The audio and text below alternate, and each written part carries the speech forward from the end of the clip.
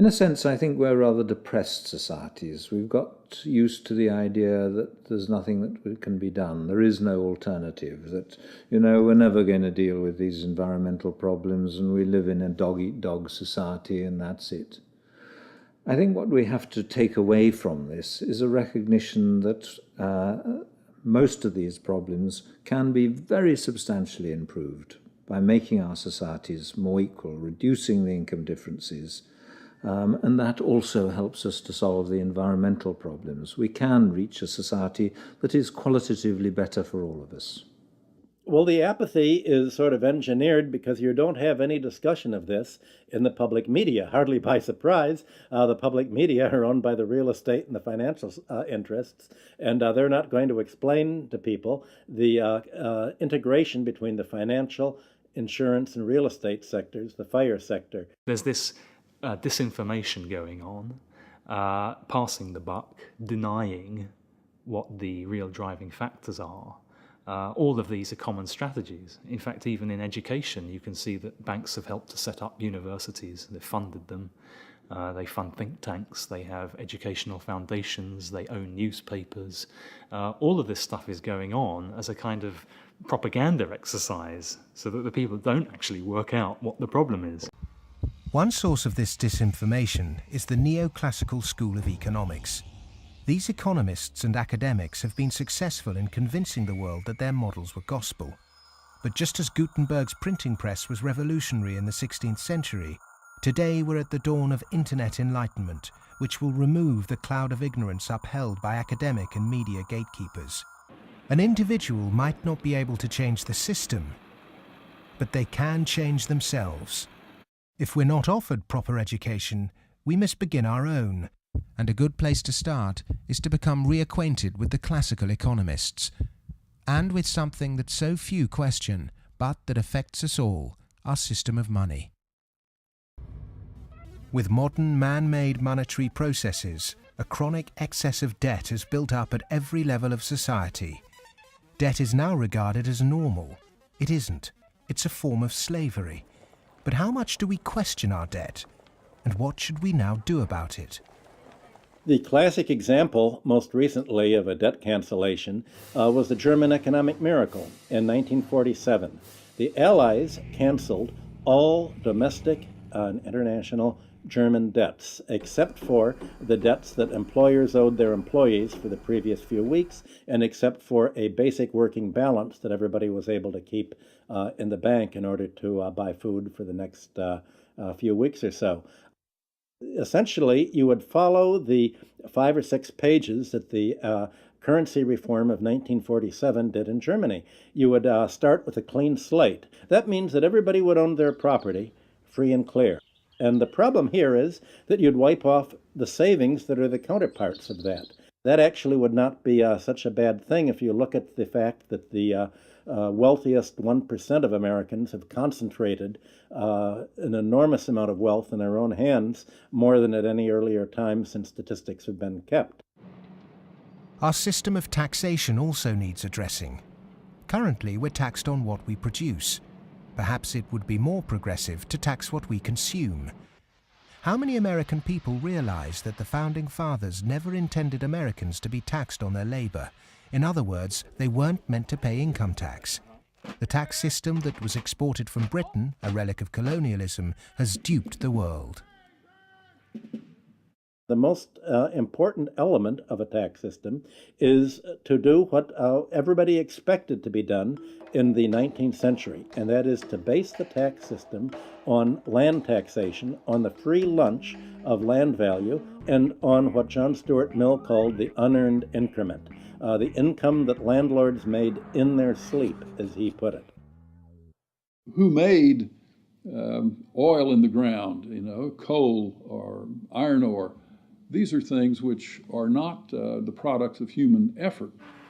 Of course, extracting them is, but their existence is not. And so the rents from natural resources are a wonderful source of taxation.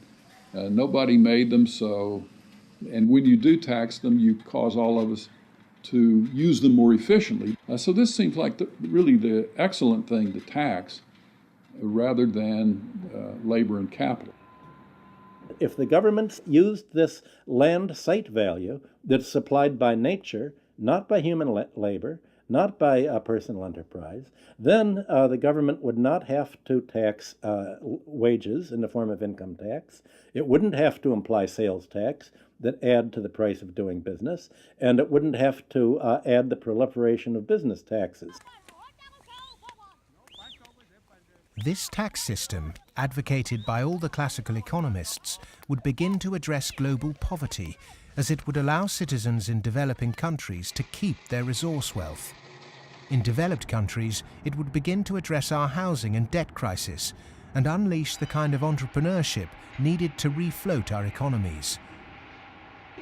Perhaps we should also resurrect another timeless principle for workers that was promoted during the Industrial Revolution.